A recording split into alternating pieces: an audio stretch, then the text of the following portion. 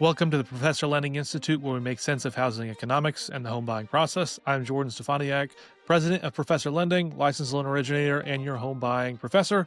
In today's episode, we're going to be covering the topic of investment properties. Should you get one? Should you not get one? I'm not going into the full orbed, every detail of what it looks like to buy an investment property. That is another episode that I plan on sharing with you all soon.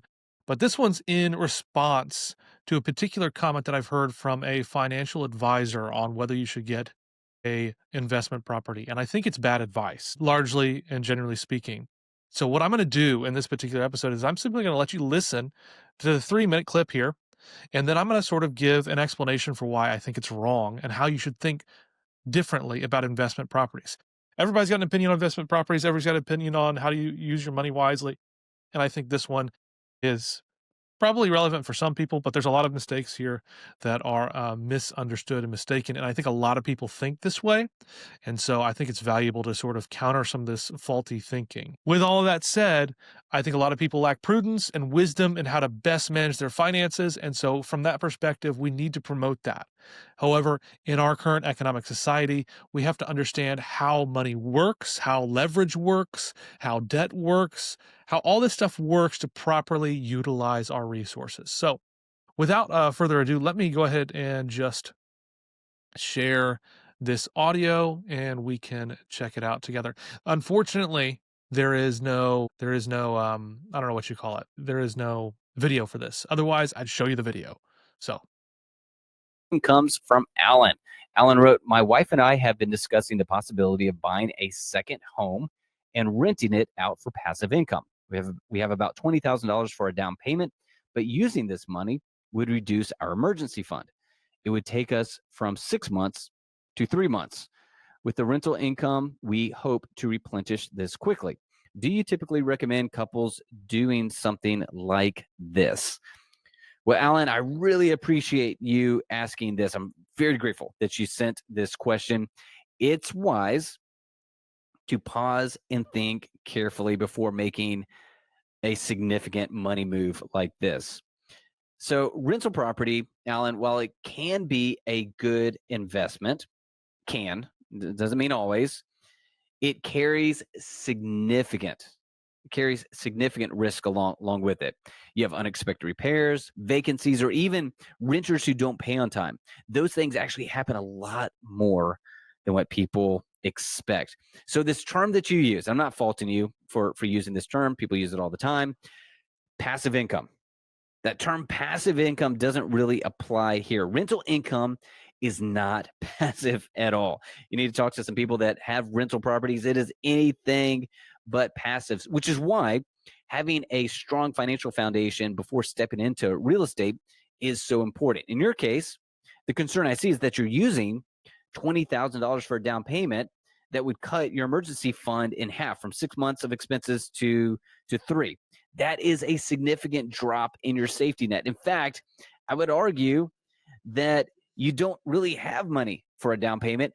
That's why you're having to reach into your emergency fund. So if something happened, like a job loss, medical expense, or even a major repair on that rental property, you'd have significantly less money to fall back on. And while the rental income could eventually help you rebuild your emergency fund, it's not guaranteed.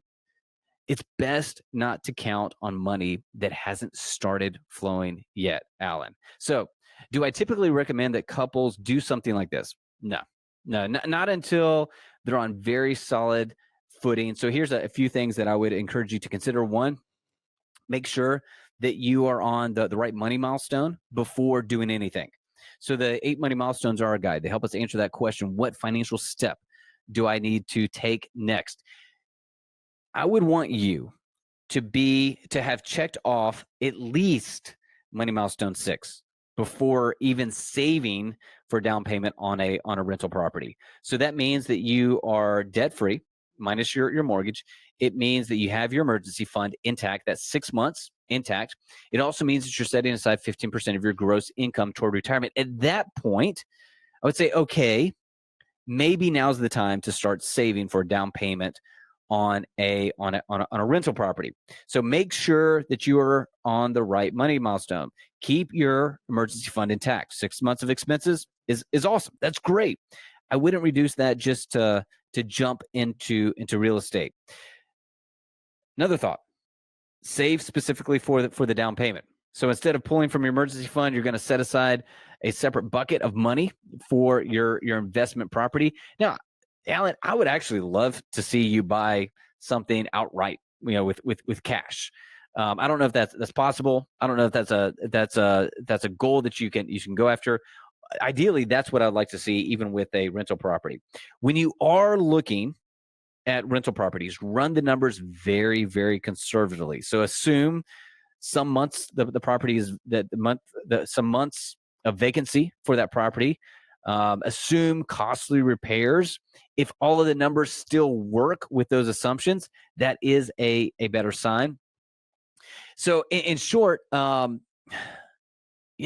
would put everything on pause right now. I would encourage you to wait until you can invest without weakening your emergency fund. Margin's going to be your friend, and you can enjoy the property a lot more if you don't feel the financial pressure the moment something goes wrong. So my encouragement for you: definitely don't take from the emergency fund. Make sure that you are on money milestone 6.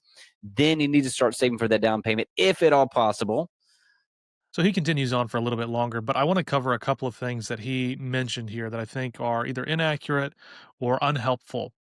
Um, One of those is he clearly doesn't understand how much is required for down payment on an investment property.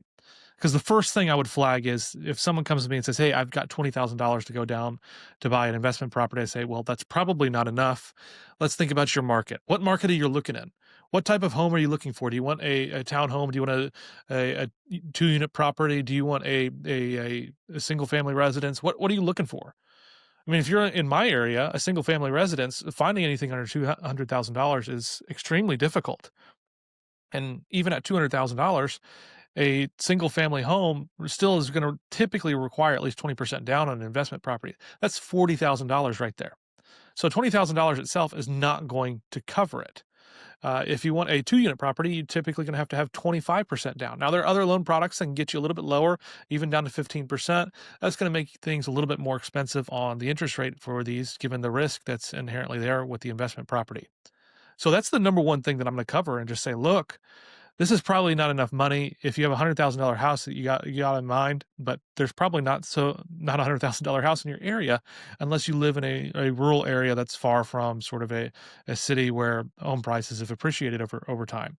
So that's the first thing I'm covering is none of this other stuff matters if we don't have enough money for the down payment.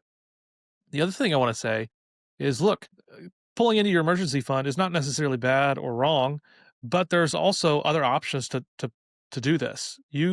Let's look at your current home. How much equity do you have in your current house?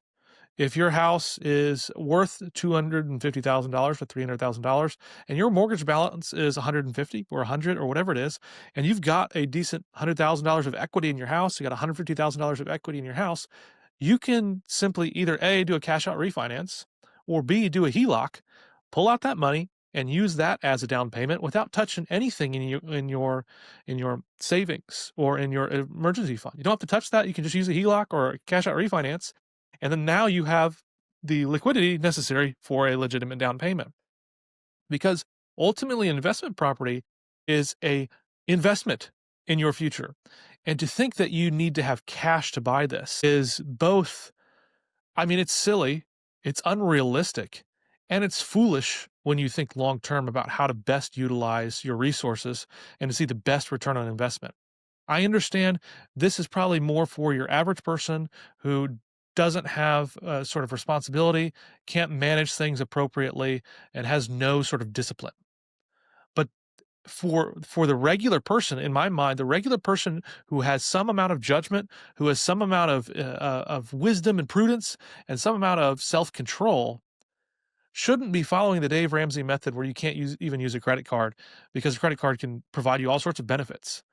It can provide significantly better enhanced fraud protection on your purchases. It can also give you rewards if you use them appropriately and wisely. So I think the idea, number one, no one's going to have cash to do that. And if they do, then they've got a significant amount of money and they probably don't need to be thinking about this in these particular ways. But investment properties, I'll share my screen in a second. I think they're just super valuable. And what I plan to do in a future episode, you guys can drop a comment if you think this is useful. So I'm going to just show you one particular screen here. So here you go. You can see this. This is I've put together a whole presentation here on investment properties. I'm going to do some live demos on this to explain why investment properties, how investment properties work. But done right, my opinion is that they are an extremely lucrative and wise financial investment to help diversify your portfolio, especially for those who already have stocks or bonds or different things. This is going to give them an enhanced sort of diversification. But to me, it's the proper first step, and here's why it's a proper first step. Let's walk through this. Just look here at this example here. You have the difference between a stock and real estate. If you put 25 grand down, you have a $25,000 asset if you do a stock. When you do real estate, if you had, let's say, just the traditional 20% down, $250,000 asset when you put 25 grand down. So same amount of initial investment. One is controlling a $25,000 asset. One is controlling a $250,000 asset. Let's assume a 10% annual growth rate, which is pretty, aggressive, let's say, for that. And let's say a 4% annual growth rate on the house. And that's standard average. You look back since 1940, we've been going up every single year, except for like 2-year period in 2008, 2009. And since then, it's just always positive. Now, that doesn't mean that certain small local geographic segments don't experience some negative decline. This is a national growth scale. So if you're in a bad area, maybe consider that. But most places, real estate is growing at least by 4%. What is the growth here over the period of 30 years? $436,000 on your stock. That sounds great. But look at that house, $811,000. You doubled your income. You doubled the revenue by owning property because of what's called leverage. When you own a $250,000 asset, that even at a lower growth rate is going to generate more long-term income because of the equity that you're building in the house. And that's not including the rental income. So rental income is paying down your mortgage, and it's also giving you cash flow. So when you put those things together, all three of those pieces together, investing in real estate is a no-brainer. Like there's no way around this really. And so I think the idea to be told that you shouldn't be investing in real estate until you can have cash or whatever is sort of ridiculous. And also some of the way he described the significant risk of an investment property is just do you have many investment properties? Do you talk with people who have investment properties? Do you know what it looks like? Assuming vacancy, are we assuming this is a short-term rental in a non-desirable place, that you're not seeing regular vacancy? Then maybe, yeah, legitimately think about that. If you are doing a long-term rental, you shouldn't be assuming vacancy every couple months every year because you're signing a year-long lease, you're signing a 2-year-long lease, whatever that lease period is, you're assuming you're gonna have 12 months there. Now, yeah, maybe you have you have bad renters, but that's why you need to vet who your renters are and do the proper due diligence to make sure that you're getting the quality sort of tenants in place. And you're just assuming like really costly repairs. A lot of this goes down to what kind of property are you buying? Are you buying a very poor property that's poorly managed that's going to need repairs? Then yes, think through that. But if you're buying a well-maintained property, you should budget for some of these things, but don't anticipate legitimately every potential costly repair is possible. And then the other thing is, I'm not really sure he understands investment properties because he's thinking about like you can replenish your I don't know, your I guess your emergency fund with the rental income. That's probably not going to happen very fast. So let's say you get a mortgage on this and your monthly payment is $2,000 a month. Your gross rental income is maybe $2,500. So that $500 cash flow, it's going to take a long time for that to make its way down to replenishing your emergency fund. So again, the obvious solution here is to do a HELOC or a cash out refinance, take the money from your current home, take that equity, and then leverage that for a purchase of an investment property. And then you're really all set here. Get a property management agency that's really good at what they do. That's going to help make the process smooth. Yeah, so that's my general take in response to this. I don't think it's useful information. I think it's foolish and a little bit naive and really simplistic. It sort of treats people like children, in my view. Now, that's nothing against Art. I think Art seems like a nice guy. I've met him once. He seems great. But it's really, in my mind, the Dave Ramsey model. And it's just that helps some type of people. By and large, most people are competent and self-controlled enough to understand how to properly manage their money in ways that they can leverage it to gain more over time. If I wait until I have cash to buy an investment property, I'm already 10 steps behind the person who's smart enough to understand how to leverage their income and leverage their equity to buy multiple properties. If I wait until I have a full cash to buy it, my friend here who leveraged their own current home to buy an investment property probably already has 4 or 5 investment properties by that time because they've been able to repeat this process over and over and over and create more revenue generating opportunities for themselves. So until next time, I'm going to do another video on this. Make sure to comment below to make sure that I do it and do it timely because I know you guys want it. So let me know, and I'll probably provide additional resources on this, as like I said, do virtual classes on this because I know it's really a great opportunity to generate significant revenue for yourself and your family and for your long-term future to help benefit you in times of eventually, if you have enough properties, then you don't have to have a traditional job. You can just manage those. So let me know what you think. Questions, comments down below in the YouTube channel. I appreciate you all watching and listening, and I look forward to thinking with you all soon.